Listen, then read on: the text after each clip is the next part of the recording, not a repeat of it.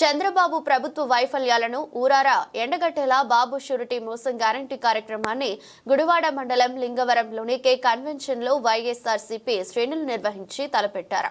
ఈ కార్యక్రమంలో పాల్గొనడానికి ఉమ్మడి కృష్ణా జిల్లా జడ్పీ చైర్పర్సన్ బీసీ నాయకురాలు ఉప్పాల హారిక తన భర్త ఇతరులతో కలిసి వాహనంలో బయలుదేరారు. కార్యక్రమంలో పాల్గొనడానికి నియోజకవర్గంలోని అన్ని ప్రాంతాల నుంచి పార్టీ శ్రేణులు పెద్ద ఎత్తున తరలివచ్చాయి. ఈ విషయం తెలియడంతో కూటమి నేతల కన్ను కుట్టింది.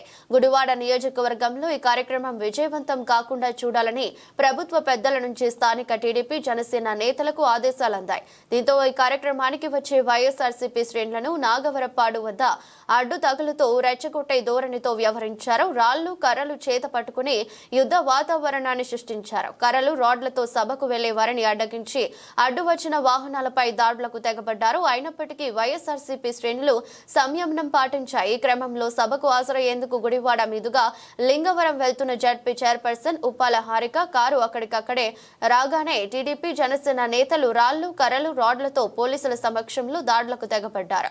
కారు అద్దాలను ధ్వంసం చేశారు. కూటమి ప్రభుత్వంలో జిల్లా ప్రథమ పౌరురాలైన తనకే రక్షణ లేకపోతే సామాన్య మహిళలకు ఏం రక్షణ ఉంటుందని ఆమె ప్రశ్నించారు.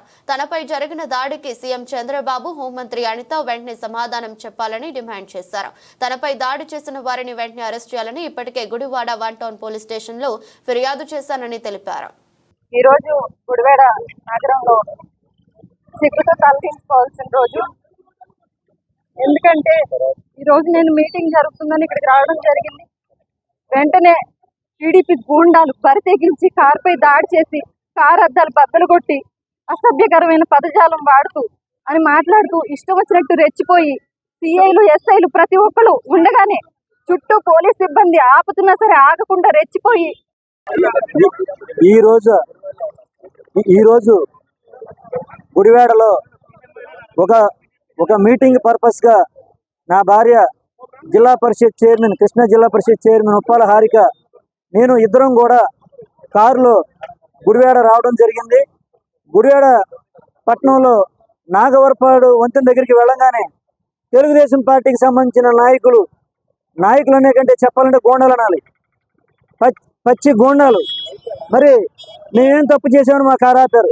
నేను ఈవేళ ఈ నాయకులను అడుగుతున్నా, ఈ గుడివాడలో ఉన్నటువంటి ఎమ్మెల్యేని కానీ అలాగే ఈ రాష్ట్ర ముఖ్యమంత్రిని కానీ నేను ప్రశ్నిస్తా ఉన్నా, మీకు ఊరికే మేము మా దారి మేము పోతా ఉన్నాం, మమ్మల్ని ఆపే హక్కు మీకు ఎవరిచ్చారు?